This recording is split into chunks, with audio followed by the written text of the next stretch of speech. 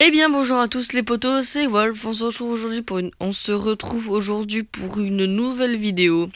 Ce Robot, nous allons parler de la 5.5 et sa méta. Je suis en jaune fantôme parce que à cause du dernier chauffe-forêt, je voulais absolument être petit, du coup j'ai quitté. Et voilà ma punition, ça arrive, je me suis déjà retrouvé dedans, donc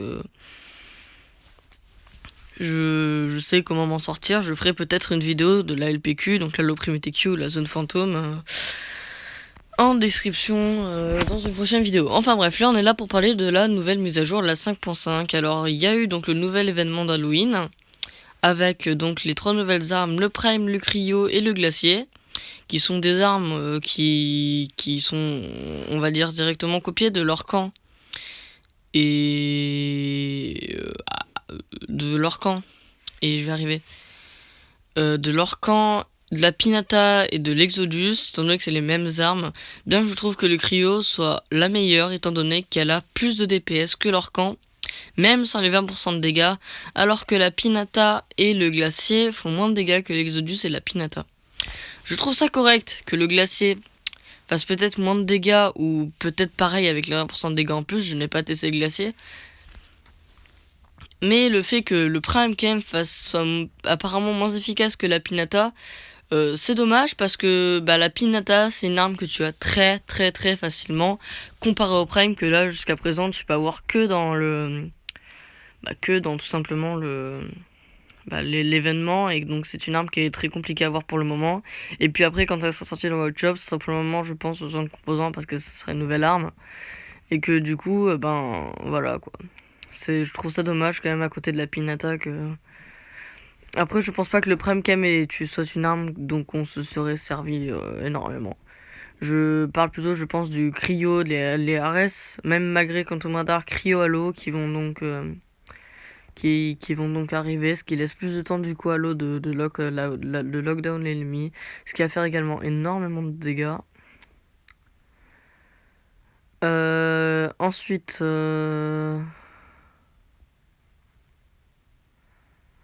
Que dire? Par rapport à l'event, il était assez gentil avec moi, donc j'ai pu avoir donc un Lich et un Cryo. J'aimerais bien avoir un deuxième Cryo, ça serait ma seule demande. Après, c'est vrai que je ne joue pas beaucoup au jeu en ce moment, et que par conséquent, c'est sûr que ça ne risque pas de m'aider pour avoir le Cryo.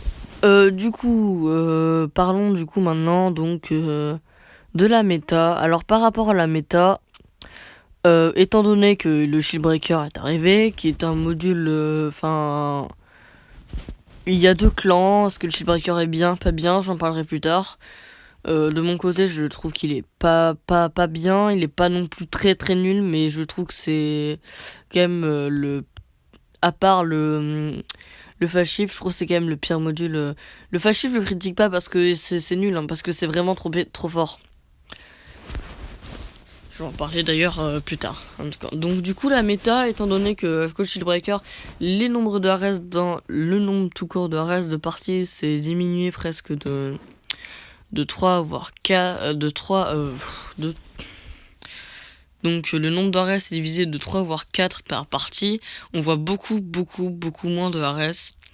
Et du coup le Outgen a repris le dessus par rapport à Ares, ce qui d'ailleurs n'est pas le jeu qu'il a voulu, c'est les joueurs, étant donné que tout le monde s'est précipité sur le Shield Breaker. Sur le Shield Breaker, étant donné qu'il était nouveau et qu'il permettait de nerf l'arrêt sur lesquels tout le monde gueulait dessus. Et du coup, maintenant, les gens se plaignent de l'Aogen. Ce que je trouve totalement normal, étant donné que l'Aogen, lui, a son Quantum Radar depuis sa sortie, qui permet de le counter au même titre que le Shield Breaker pour le Ares. Donc je ne comprends pas le fait que les gens gueulent sur la Haute-Jeune. Après c'est sûr ça se déplace plus vite quand même. Mais après bon. Puis c'est aussi, il peut plus rapidement se mettre à couvert, certes, etc. Enfin voilà quoi. Donc je pense qu'il va y avoir plus d'Aogen, moins de Ares. Il va y avoir énormément de fantômes, étant donné que c'est la nouvelle méta et que le fantôme est juste très OP.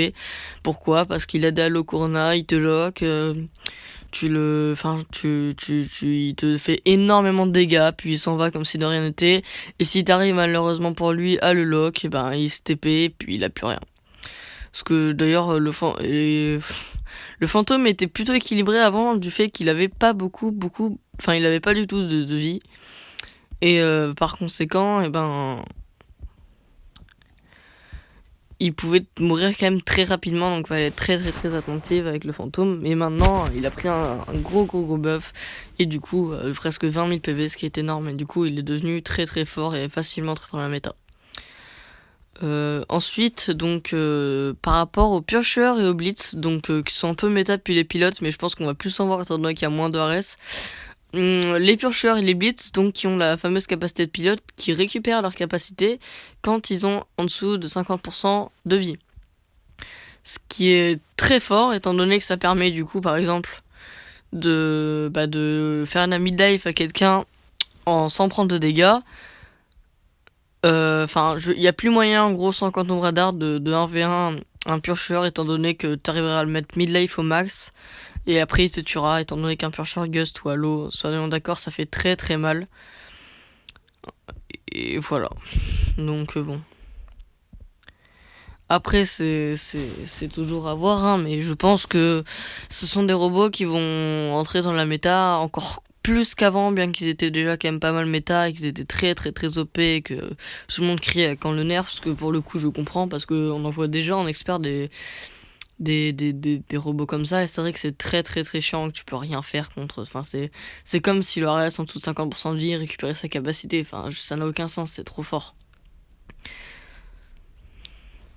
Voilà, par rapport à mon avis sur la méta, et je pense que les cryos, je parle notamment du cryo, il ne va pas avoir de mal à s'incruster dans la méta. Je ne m'inquiète pas pour cette arme, je la trouve même peut-être un peu déséquilibrée, mais bon, on fait ce qu'on peut avec ce qu'on a. Moi j'ai pas plaindre, hein. Après tout je peux pas crier sur le leech. Ah oui, et les leech dans la méta. J'ai complètement oublié les leech. On va voir énormément, beaucoup encore énormément, ça ne veut rien dire, de leech. Pourquoi ? Parce que lui, il n'a aucun module pour le counter. Aucun. À part les armes qui lockdown, et encore... Et encore, faut-il le lockdown parce que, voilà quoi. Enfin, moi et le lockdown, en tout cas, je ne lock quasiment jamais. Après, c'est peut-être parce que j'ai que un halo dans mon hangar, mais... Après, c'est vrai que... C'est sûr que si j'aurais 2 halos sur mon strider, peut-être que je ferais plus de dégâts en termes Enfin, je lockerai plus souvent. Après, je sais pas. Oui, donc d'ailleurs, vous souciez pas de la pinata sur mon strider, il va bientôt y avoir un halo, je suis en train de le farm actuellement. Oui, donc il va y avoir beaucoup de leads dans la méta, et donc, la méta va totalement changer, presque supprimer les RS, tout le monde en gueulant sur l'autre gen alors qu'il a aussi Quantum Radar. Donc voilà, écoutez, chacun pense ce qu'il veut de sa méta, moi ça reste mon avis. En tout cas, ah oui, mon avis sur Shipbreaker, je trouve pas bien. Pourquoi ? Parce que c'est pas le RS que je le plus, c'est le Bulwark et compagnie, quoi. Enfin, c'est le Bulwark, le Fenrir et le Enchi qui sont très sensibles sans bouclier. Enfin bref, écoutez les pilotes, je vous laisse sur cette vidéo. On se retrouvera plus tard pour le moment, enfin j'espère. En tout cas, j'espère que cette vidéo vous aura plu. A plus les zouzous, ciao.